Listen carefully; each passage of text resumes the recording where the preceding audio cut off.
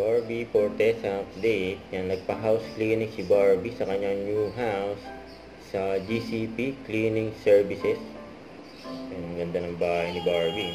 My new house is ready and squeaky clean thanks to CJP Cleaning Services. Ate Kuya, maraming salamat po.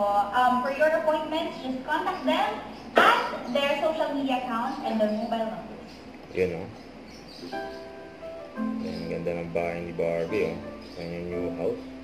Ang bagong lipat na sila noong December.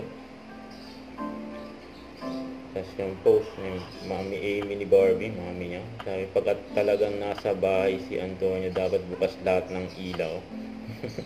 Nagulit ni Daddy Tony, no? Nagulit sa picture. Nominate din ang Barda sa BP Choice Award bilang Love Team of the Year at Fandom of the Year. At sila Barbie at David din. And TV Actors of the Year at TV Actor of the Year. You know?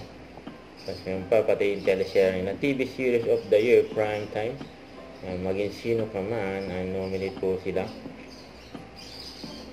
Yan pa yung endorsement nila Barbie at David na Keman.